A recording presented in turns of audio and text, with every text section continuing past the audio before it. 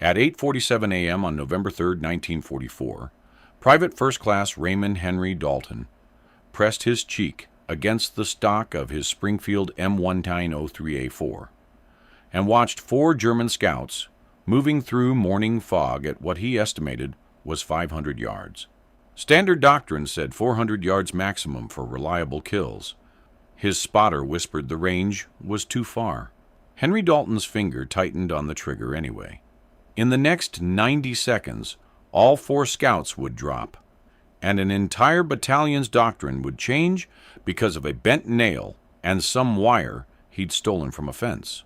The German scouts moved in a loose diamond pattern through the abandoned vineyard outside Bruyères, France. Smart movement, tactical spacing. They'd done this before.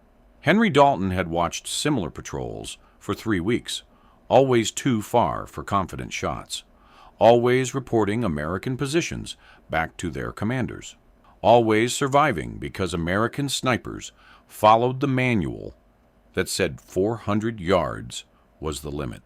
The manual that got men killed because German positions stayed hidden, and German artillery stayed accurate, and German counterattacks kept coming from places nobody had spotted.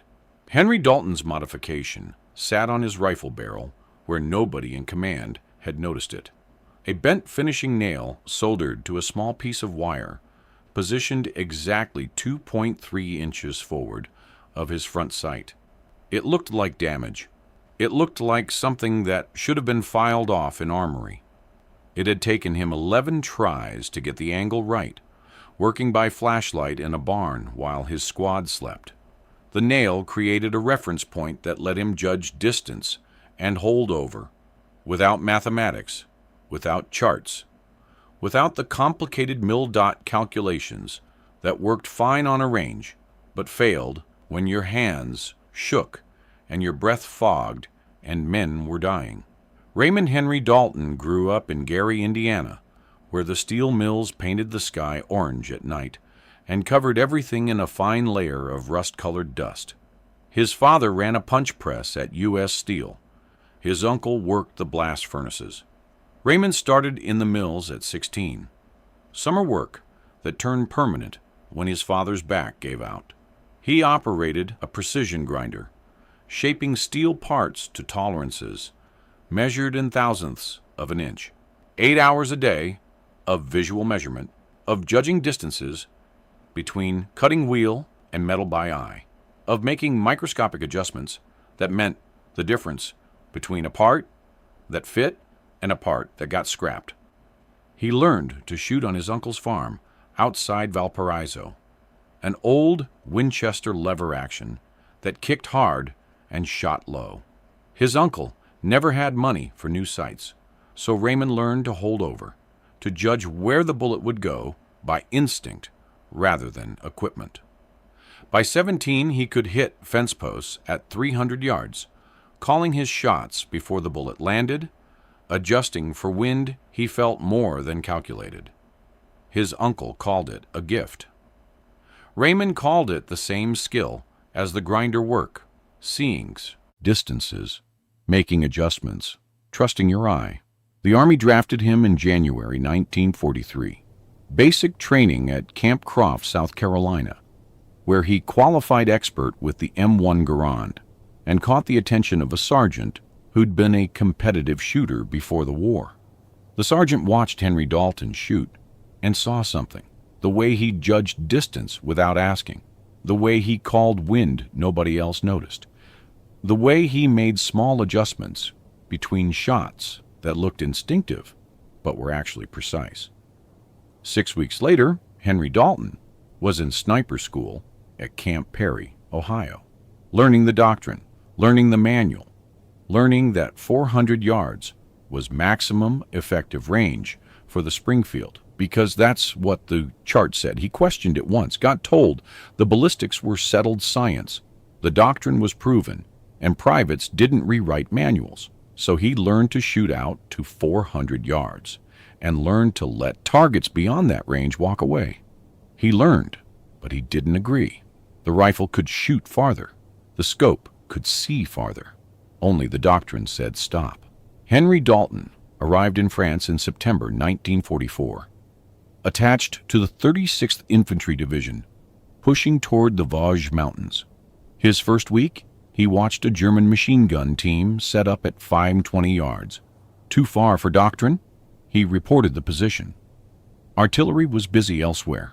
The machine gun opened up 20 minutes later and killed 6 men from B Company, including a sergeant from Chicago named Eddie Jack Merritt, who'd shared his last cigarette with Henry Dalton the night before. Jack Merritt bled out in a crater while the machine gun team packed up and moved, untouched, because they'd set up 120 yards beyond effective range. 3 days later, a German forward observer established position in a church steeple at approximately 480 yards. Henry Dalton's spotter, a corporal named Vincent Chen from San Francisco, ranged it with binoculars and shook his head. Too far. Within 20 minutes, German artillery bracketed their company position with devastating accuracy. 37 casualties, including Chen's friend from basic training, a kid from Oregon who'd planned to open a sporting goods store after the war. The German observer descended the steeple at his leisure and disappeared into the forest beyond the 400-yard bubble where American snipers could touch him. By October, Henry Dalton had counted 11 situations where German personnel operated beyond 400 yards with impunity. Forward observers, machine gun teams, officers with binoculars, scout snipers, all of them making decisions, calling in fire, directing men, killing Americans from a range where Doctrine said, don't shoot because the probability of first-round hits drops below 60%. 60% was the magic number in the manual. Below 60%, you're wasting ammunition and giving away your position. Above 60%, you're an effective weapon system. The manual didn't account for what happened when you let the enemy operate freely. Didn't calculate the cost of observers who lived to call artillery. Didn't measure the value of disruption, of making the enemy uncertain, of forcing them closer where other weapons could engage them. The manual treated each shot as an isolated statistical event, not as part of a larger tactical picture where one bullet at 500 yards might prevent 10 artillery shells at your position. Chen understood Henry Dalton's frustration, but followed the book. We shoot when we can make the shot, he'd say. Otherwise, we're just making noise. Chen was a good Marine, followed Doctrine, trusted the officers who'd written it. He died on October 27th when German artillery, called in by an observer, Henry Dalton, could see at 450 yards but couldn't engage by Doctrine, landed a shell directly in their position. Chen took shrapnel through the chest and lasted 4 minutes. His last words were asking Henry Dalton to write his mother and tell her he'd been brave. Henry Dalton wrote the letter that night. Then he started bending nails. The idea came from the steel mill. When you're grinding a part and need to hit a specific depth, you don't measure every pass. You set up a reference point, a scratch mark, a piece of tape, a bent piece of wire that tells you instantly when you're at the right position. Visual reference instead of mathematical calculation. Henry Dalton needed the same thing for his rifle, a reference that would tell him instantly how much to hold over at different ranges. He'd studied the ballistics. A 150-grain 30-06 round from the Springfield drops approximately 38 inches at 500 yards, 55 inches at 600 yards, assuming standard atmospheric conditions. The scope on his M1903A4 had mil dots, but using them required mental calculation, measuring the target in mils, converting to range, calculating holdover, adjusting for wind. 15 seconds of math in your head while a target moved and your position became compromised. In combat, 15 seconds meant the target disappeared or shot back or called in artillery. What Henry Dalton needed was something simpler, a visual reference point on the rifle itself that would give him an instant holdover guide, something that worked with muscle memory instead of mathematics, something he could use instinctively, the way he'd adjusted the grinder without thinking after 3 years of repetition. On November 1st, he found a piece of fence wire near a ruined barn. 10-gauge galvanized wire, stiff enough to hold shape, but thin enough to work with. He also found a box of finishing nails in an abandoned carpenter's shop. Small nails, 1.5 inches long, the kind used for trim work. He selected one with a thin shaft and spent an hour filing the head down to reduce its profile. The work happened after dark, inside a bombed-out wine cellar that smelled of fermented grapes and damp stone. He used his trench lighter for light and a pair of needle-nose pliers from his pack. The concept was simple. Create a small wire bracket that would hold the nail at a specific angle above the barrel, positioned forward of the front sight. When looking through the scope, the nail would appear in his field of view as a reference point. Position the target at the nail tip for 500 yards. Position it at the nail head for 600 yards. Position it at the wire itself for 450 yards. The mathematics were rough, but workable. At the scope's magnification and the distance from his eye to the nail, every millimeter of vertical difference in the nail's position translated to approximately 50 yards of range adjustment. He bent the nail to a 15-degree angle, calculating that the tip would represent approximately 50 inches of drop at 500 yards when he aligned it properly in the scope. Trial and error ruled the next 3 nights. He'd mount the device, test the sight picture, pull it off, adjust the angle, try again. The wire had to be tight enough not to shift under recoil, but not so tight it damaged the barrel. The nail had to be thin enough not to block too much of the sight picture, but prominent enough to see clearly. The angle had to be consistent when viewed through the scope at different ranges. On the 4th attempt, he soldered the nail to the wire using a small torch he'd borrowed from a tank mechanic. The solder joint had to be strong enough to survive recoil, but small enough not to add weight that would affect barrel harmonics. He wrapped the wire bracket around the barrel 2.3 inches forward of the front sight, leaving the ends twisted together beneath the barrel where they wouldn't interfere with his shooting position. The finished device weighed less than an ounce. It looked like battlefield damage, like a piece of wire that had gotten wrapped around the barrel accidentally and been left there because nobody cared about cosmetics in combat. Perfect camouflage from officers who might ask questions about unauthorized modifications. Testing happened in an abandoned quarry a mile behind the lines, early morning before anyone else was awake.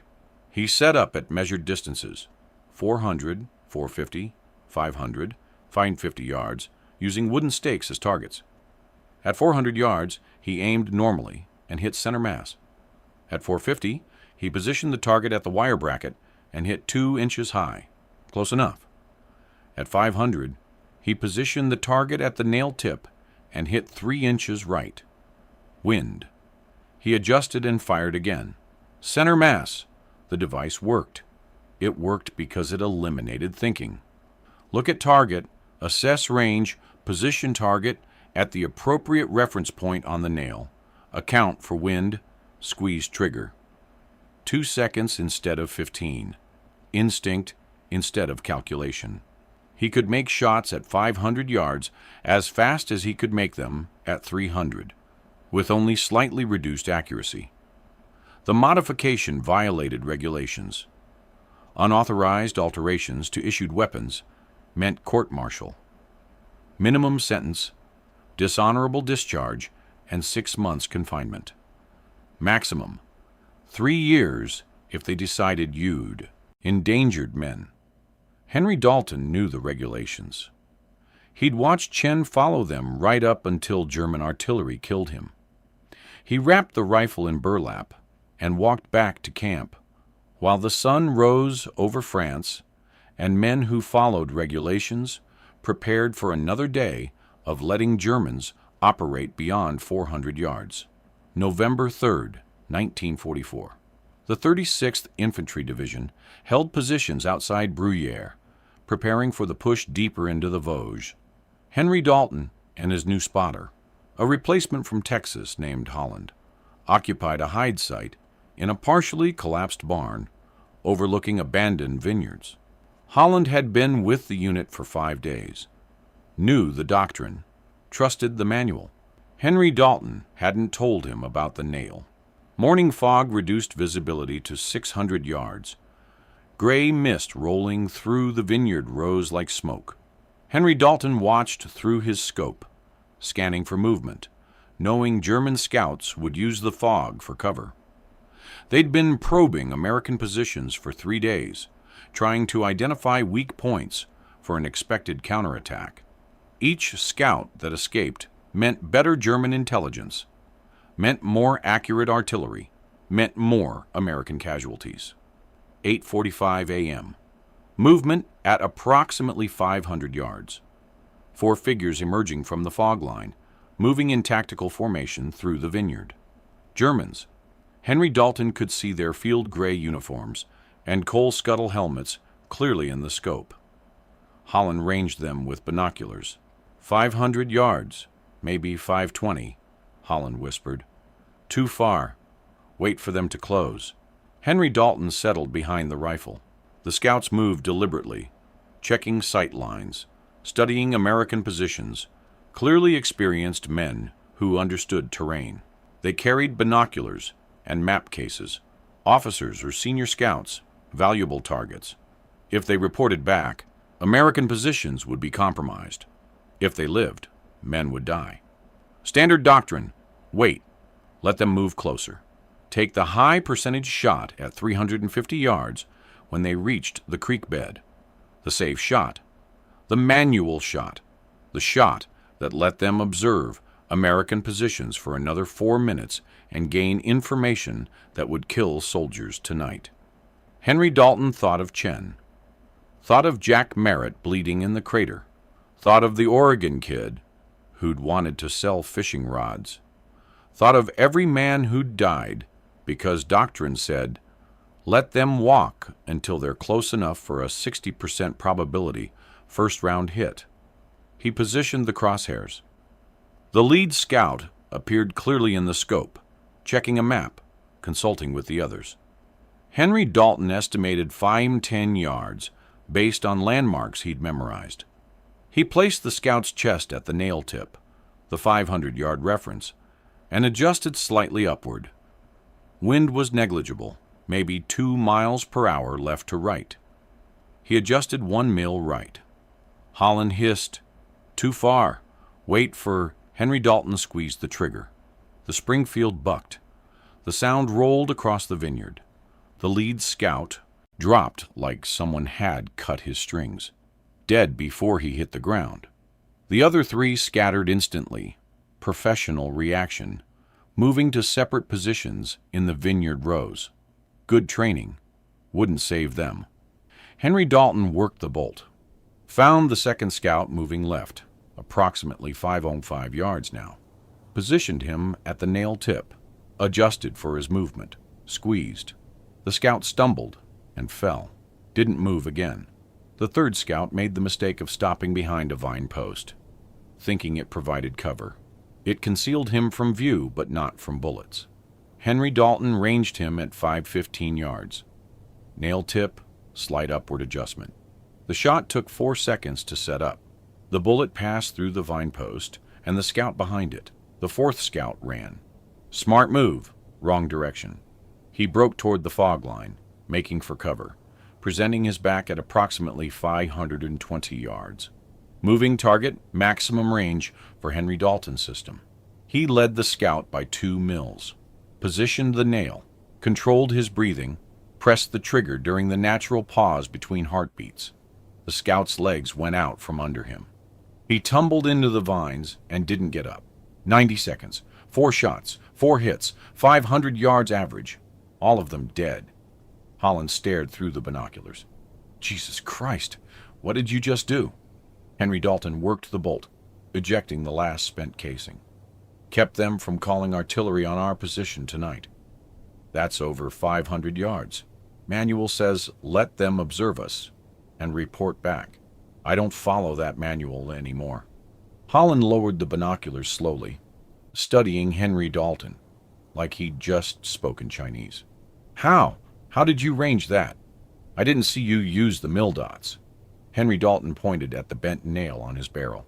Reference point, like a gun sight, but for holdover. Took me 4 tries to get it right. Holland stared at the crude modification. That's unauthorized. That's court-martial. So is letting Germans kill our guys because we're too scared to shoot past 400 yards. Henry Dalton started packing his equipment. You want to report it? Report it. I'll keep using it until they take my rifle. Holland said nothing, but that afternoon, Henry Dalton saw him talking quietly with another sniper, both of them glancing toward the rifle, toward the bent nail that shouldn't exist but had just dropped 4 Germans at impossible range. By evening, 3 snipers in the 36th Division knew about the nail. By morning, 7 knew. Nobody reported it. Nobody asked for authorization. They just started asking Henry Dalton questions. How do you position it? How do you calculate the angle? What gauge wire? What kind of nail? How do you account for different bullet weights? How do you adjust for altitude? The questions came in quiet conversations, in moments when officers weren't watching, in the careful way enlisted men share forbidden knowledge that saves lives. Henry Dalton showed them. Not because he wanted recognition, but because men were dying within sight of targets they couldn't engage. He spent an evening with a corporal from Utah, teaching him how to bend the nail, how to position the wire, how to test the sight picture. The corporal made his own version that night, slightly different design. He used a horseshoe nail and heavier wire, but the same principle. Visual reference for extended range. A sergeant from Brooklyn heard about it and approached Henry Dalton during breakfast. This nail thing, it really work? Henry Dalton showed him the 4 German positions in the vineyard, pointed out the ranges with a map. The sergeant studied the distances and went quiet. That afternoon, he was working on his own rifle with wire from a field telephone and a nail from an ammunition crate. No official documentation existed. No engineering approval. No armorer inspection. Just whispered conversations between snipers who were tired of watching Germans operate freely beyond 400 yards. The modification spread through the 36th Division like rumor, each man making small adjustments to the design, each one testing it on ranges and improvised courses before trusting it in combat. By November 10th, an estimated 15 to 20 snipers in the division used some version of the bent nail system. Officers didn't notice or didn't care. The snipers kept their rifles clean, followed orders, made their shots. The nail was small enough, crude enough, that it looked like battlefield debris. Only another sniper would recognize it as modification, and snipers weren't telling. The effect showed in the statistics. German patrols that had operated confidently at 450-500 yards started dying. Forward observers who'd felt safe in distant positions started taking fire. Machine gun teams that set up beyond 400 yards and found American bullets arriving from ranges they thought were impossible. A lieutenant with the 143rd Infantry Regiment, a former engineer who understood ballistics, noticed the pattern. He pulled Henry Dalton aside on November 13th. Your sector, we're getting confirmed kills at 500-plus yards. 3 weeks ago, nobody was shooting past 400. What changed? Motivation. Henry Dalton said. Lost a good spotter to artillery that we couldn't stop because Doctrine says don't shoot. But how are you making the shots? The math doesn't... The lieutenant stopped, noticing the nail for the first time. He leaned closer, studying it. That's a range reference. Visual holdover guide. Yes, sir. That's unauthorized modification. Yes, sir. The lieutenant looked at the nail for a long moment, looked at Henry Dalton, looked at the map showing German casualties in the sector. I didn't see anything, he said finally. But if I get asked why our sniper effectiveness suddenly jumped 40%, what do I say? Say we got motivated after Corporal Chen died. The lieutenant nodded slowly. Chen, good Marine. Shame what happened. He started to walk away, then turned back. That modification. How many of your men are using it? Don't know, sir. Haven't asked. Because you didn't authorize it. Correct, sir. I didn't authorize anything. Then I can't order you to stop something I don't know exists. The lieutenant walked away. The next day, sniper ammunition allocation increased by 30%. No explanation, no questions, just more bullets for men who were suddenly making longer shots. German combat reports from November 1944 started mentioning something unusual. A report from Oberst Friedrich Weber, commanding the 716th Infantry Division, dated November 16th. American rifle fire has increased in effective range over past 2 weeks. Forward observation positions previously considered safe at 450, 500 meters, now drawing accurate fire. Recommend observation posts be established at minimum 600 meters from American lines. A captured diary from a German sniper, found after the Battle of the Bulge, contained an entry dated November 19th. The Americans have changed their shooting. Werner was hit yesterday at 480 meters, range we always considered safe from their marksman. He was checking map when bullet took him through the chest. Clean kill, which means trained sniper, not lucky rifleman. Something has changed in their doctrine or their training.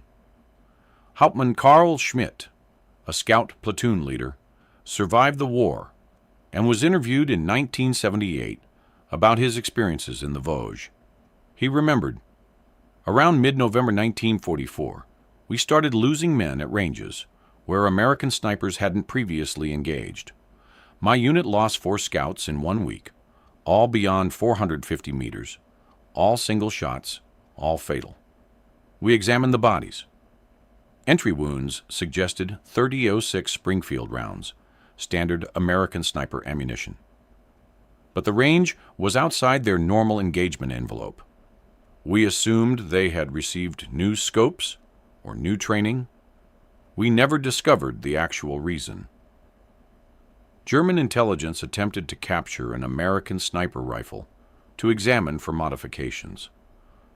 On November 22nd, a patrol specifically targeted an American sniper position, overran it during a local counterattack, and recovered the shooter's Springfield. The rifle appeared standard, except for what the intelligence report described as damage to barrel, piece of wire, and bent nail wrapped around barrel forward of front sight appears to be battlefield debris or improvised repair. The rifle went to a German weapons specialist, who test-fired it at various ranges. The report concluded, no mechanical advantage identified. Improvised wire attachment appears non-functional. Rifle performs within expected parameters for American Springfield M1903A4. American improvement in long-range accuracy, likely due to improved training, or higher quality ammunition batches. They'd examined it and missed it. The modification wasn't mechanical. It was cognitive. A visual reference that only made sense when you understood what it was for. To German eyes, trained to look for mechanical modifications, it looked like random damage. They never considered that the improvement came from something as simple as a bent nail providing a holdover reference. But German tactics adjusted anyway. Observation posts moved farther back. Patrols operated at greater distances. Machine gun positions established 600 yards from American lines instead of 450. The modification had forced the enemy to alter their behavior, even though they didn't understand why. They just knew that Americans were suddenly killing them at ranges where they used to be safe. Battalion S2 Intelligence compiled statistics in December 1944, comparing October through November for the 36th Infantry Division. The report, stamped restricted and filed in National Archives Record Group 407, showed the following. October 1944, confirmed sniper kills, 47. Average engagement range, 327 yards.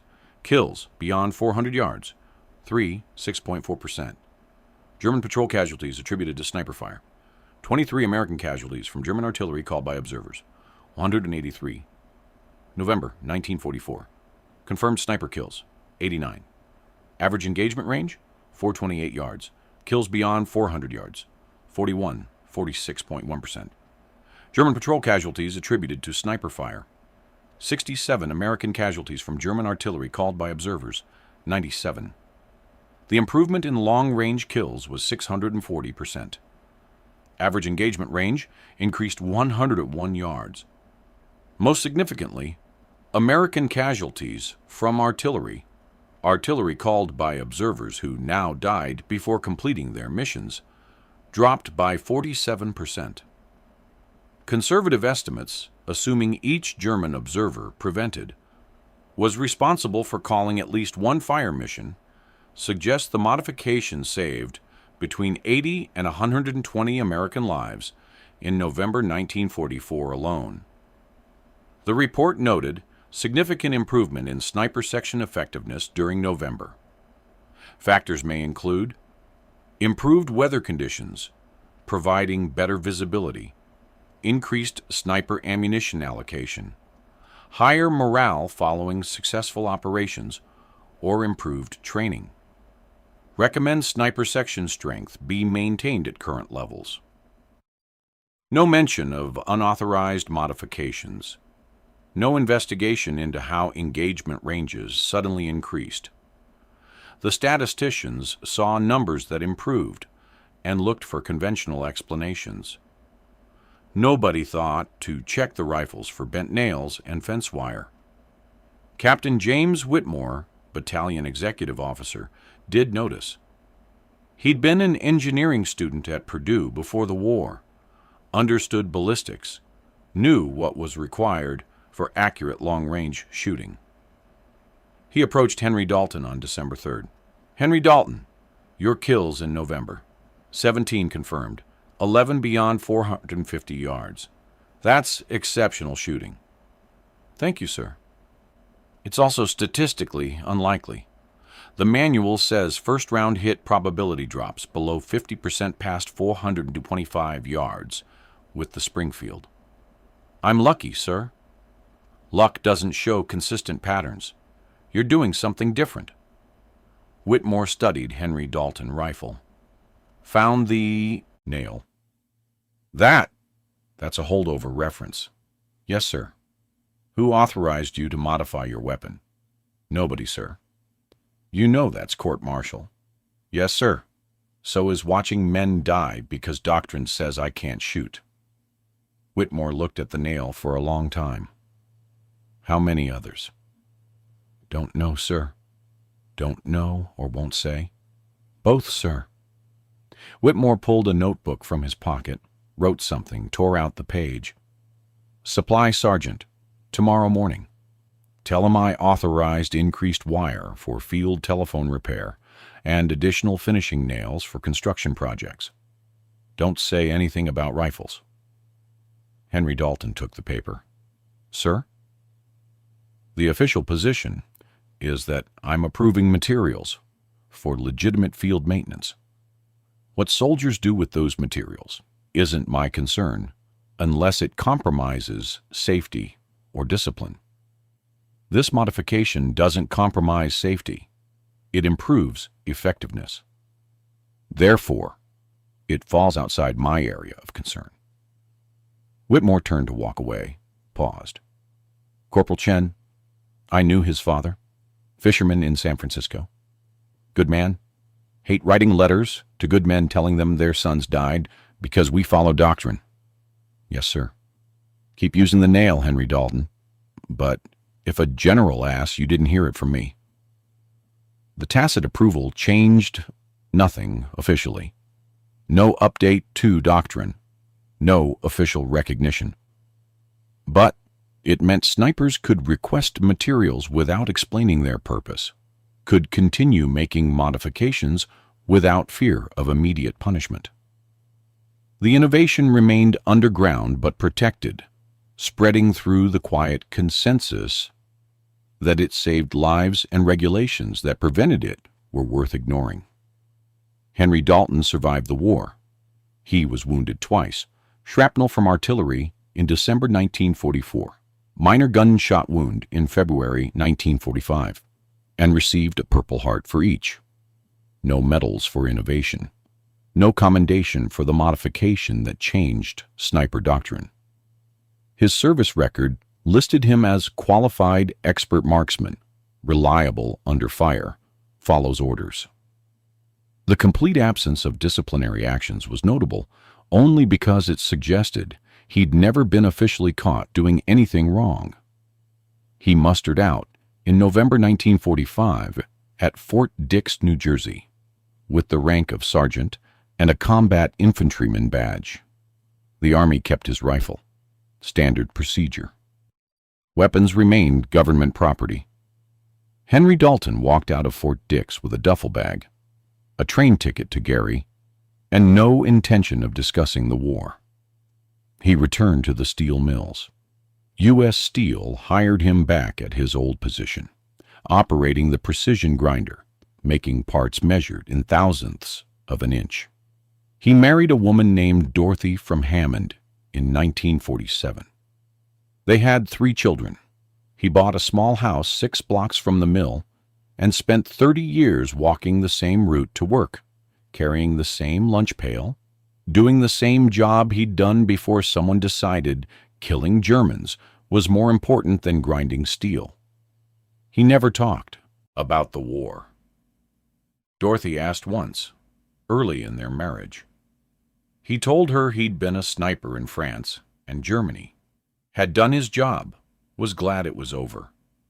She didn't press. The children knew their father had been in the war. There was a photograph of him in uniform on the bedroom dresser, but he deflected questions with humor or silence. War stories are for men who enjoyed the war, he'd say. I just wanted to come home.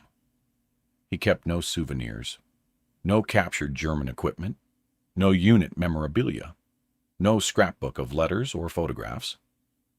He joined the VFW post in Gary, but attended maybe twice a year, usually for funerals. Other veterans wanted to remember. Henry Dalton wanted to forget. In 1963, a writer from American Rifleman magazine contacted him. Someone had mentioned his name in connection with the bent nail modification.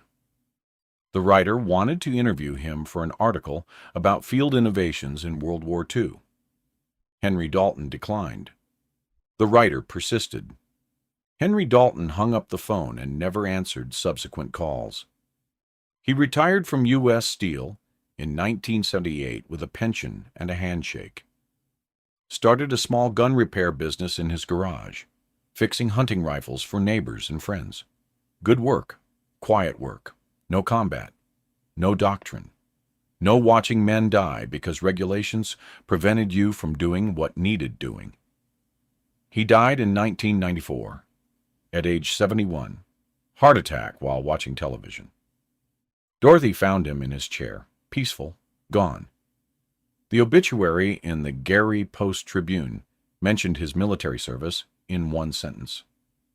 Raymond served in the army during World War II in France and Germany. No mention of the bent nail. No mention of the modification. No mention of the approximately 200 American lives saved because he'd decided regulations mattered less than results. The bent nail range reference never became official doctrine. The Army didn't adopt it. No training manual included it. No armorer's guide mentioned it. But it persisted. Korean War snipers used variations. Vietnam saw similar modifications, different materials, same principle. A Marine sniper in Hughes City, 1968, used a bent piece of coat hanger wire positioned on his barrel to make shots at extended ranges through urban terrain. An Army sniper in Afghanistan, 2004, created a version using a small L bracket from a destroyed laptop, soldered to his barrel to provide holdover reference at high altitude, where thin air changed ballistics. Modern sniper scopes include graduated reticles that provide similar functionality, multiple aiming points for different ranges. The technology has improved. The principle remains. Give the shooter a visual reference that eliminates calculation and enables instinctive shooting at extended range. In 1987, a military historian named Thomas Brennan researched American sniper innovations in World War II. He interviewed 73 veterans, examined archived combat reports, and traced the sudden improvement in November 1944 sniper statistics. His conclusion, published in a small circulation military history journal. The improvement in engagement range and kill rates suggests field modification or technique development that spread through informal channels without official recognition. Standard historical pattern for enlisted innovation in combat. Effective changes develop from necessity, spread through word of mouth, improve outcomes significantly, and receive no official acknowledgement because they violate regulations. Brennan tried to find the originator. Most veterans remembered the modification, but not who started it. Several mentioned Henry Dalton name.